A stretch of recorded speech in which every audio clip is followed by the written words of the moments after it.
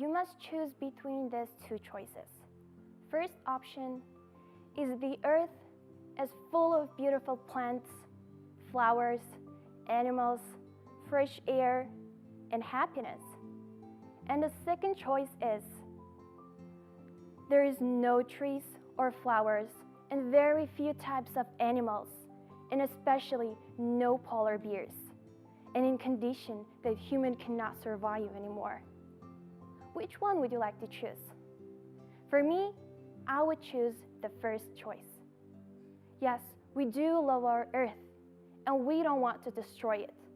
But unfortunately, the earth has been destroyed by us, and so many problems have been created. For example, deforestation, air pollution, and so on. And right now, I want to talk about climate change.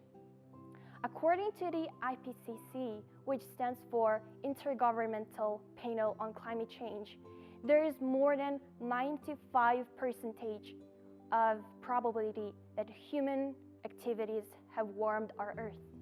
But how is it possible? Well, burning fossil fuels in order to generate electricity and power vehicle, cutting down trees and air pollution, and etc. But why do we have to care about it? What is the effect of climate change on our future? Well, temperatures will increase and hurricanes will become stronger and more intense. And especially no polar bears, and so on. But however, we still have chance. Climate action is everyone's responsibility. Governments, businesses, communities, but especially, more importantly, it's individuals. It's you and me.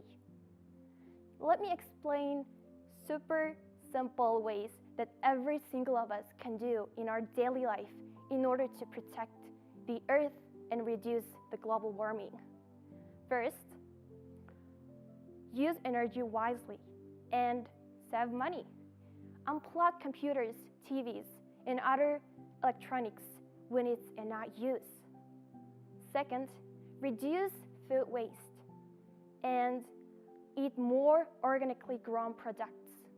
It actually has benefit for your health too.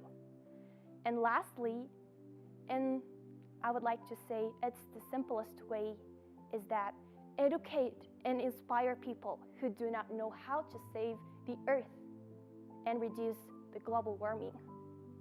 Especially educate your children because they are our future.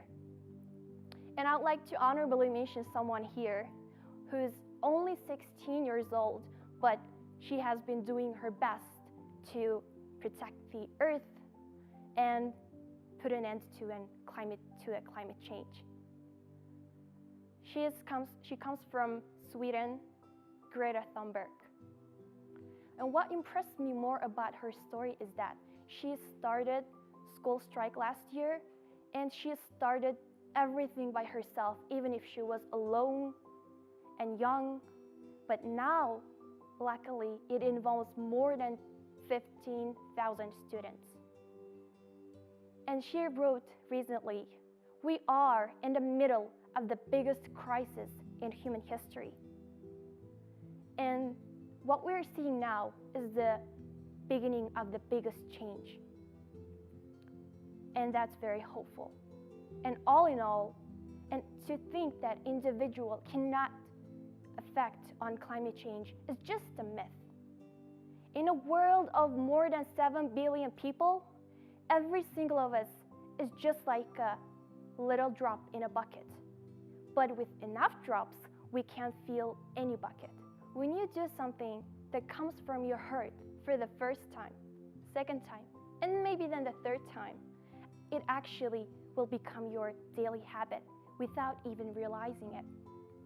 And then, at that time, you will realize that these little changes actually do add up and make big difference. So what are we waiting for? The time to act is now.